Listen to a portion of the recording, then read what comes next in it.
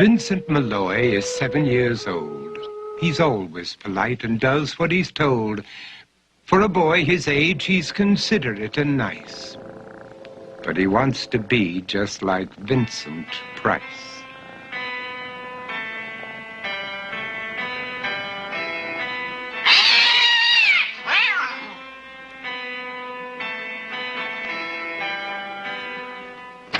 He doesn't mind living with his sister, dog, and cats, though he'd rather share a home with spiders and bats.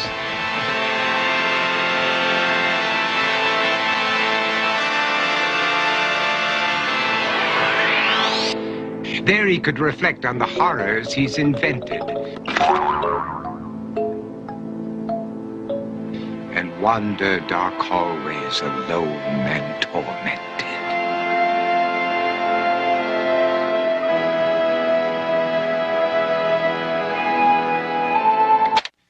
Vincent is nice when his aunt comes to see him, but imagines dipping her in wax for his wax museum.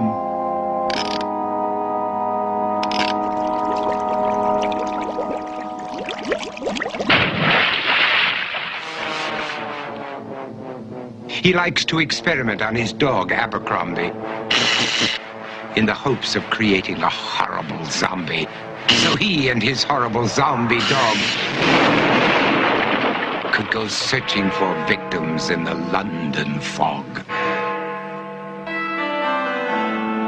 His thoughts, though, aren't only of ghoulish crime. He likes to paint and read to pass some of the time. While other kids read books like Go, Jane, Go, Vincent's favorite author is Edgar Allan Poe. One night, while reading a gruesome tale, he read a passage that made him turn pale. Such horrible news he could not survive, for his beautiful wife had been buried alive.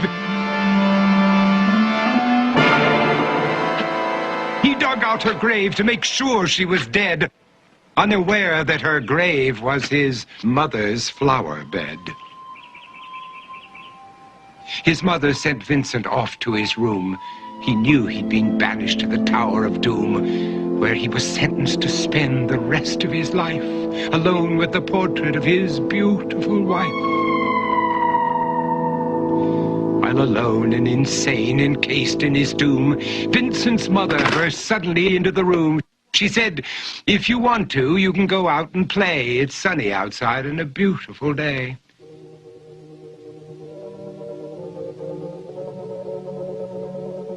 Vincent tried to talk, but he just couldn't speak. The years of isolation had made him quite weak. So he took out some paper and scrawled with a pen, "I am possessed by this house and can never leave it again." His mother said, "You're not possessed and you're not almost dead. These games that you play are all in your head. You're not Vincent Price, you're Vincent Malloy. You're not tormented or insane, you're just a young boy. You're 7 years old and you are my son. I want you to get outside and have some real fun." Her anger now spent, she walked out through the hall. And while Vincent backed slowly against the wall, the room started to sway, to shiver and creak. His horrid insanity had reached its peak.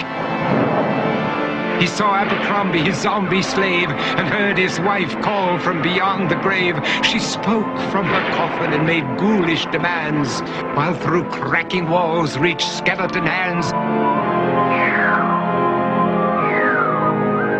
Every horror in his life that had crept through his dreams swept his mad laughter to terrified screams. To escape the madness, he reached for the door, but fell limp and lifeless down on the floor. His voice was soft and very slow as he quoted The Raven from Edgar Allan Poe.